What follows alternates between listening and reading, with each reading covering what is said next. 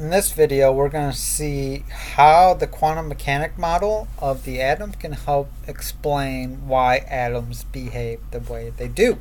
And in the previous video, we saw that elements, depending on where they are in the periodic table, they're in different blocks. These blocks tell us what their valence electrons are.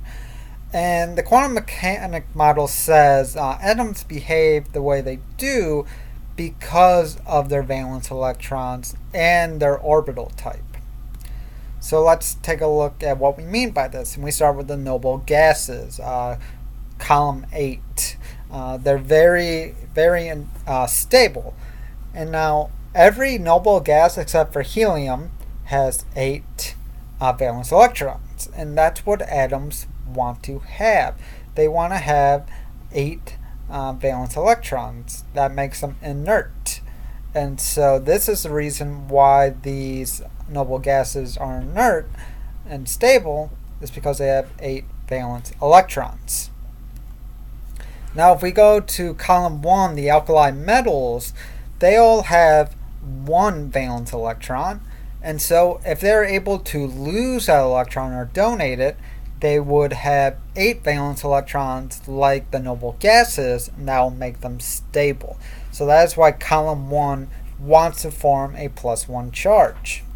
While the halogens, they have 7 valence electrons. So if they gain 1 more electron, they would have 8 valence electrons and be stable like the noble gases. And that is why halogens always want to have a -1 charge. And if we look at different elements on the periodic table, you can see that group 6 wants to have -2 because they'll have a full octet. Group 2 wants to be +2 because they'll have full octet.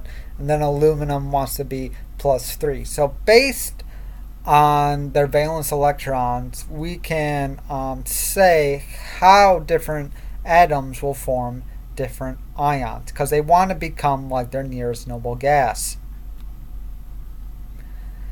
And so if we look at anions first, that's when we gain electrons to get that 8 valence electrons.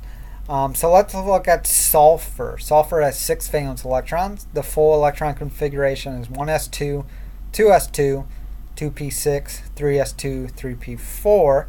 Sulfur will most likely form a -2 ion to go to 3p6. You see 3 is our highest energy level. We have 8 valence electrons, and so we're stable in the S2-. While cations want to lose electrons to get their full octet. So magnesium is 1s2, 2s2, 2p6, 3s2. It has 2 electrons in its highest energy level. So if we form a cation that's +2 by losing 2 electrons, we become 2p6, 2s2. So we have 8 electrons in our orbital, our valence electron orbital. So let's see if we can write out orbital diagrams for V, 5+, and P, 3-. So you're going to want a periodic table for this, and see if you can write down what the new electron configurations are. Alright, so let's take a look at this. V, normally, when it's not an ion, has an electron configuration of argon, 4s2, 3d5. So if it's 5+, we lose 5 electrons, and it's just argon, or 1s2, 2s2, 2p6, 3s2, 3p6. While phosphate, 3-, normally phosphorus is neon, 3s2, 2p3. So if we gain 3 electrons, we're just straight up argon, or 1s2, 2s2, 2p6, 3s2, 3p6.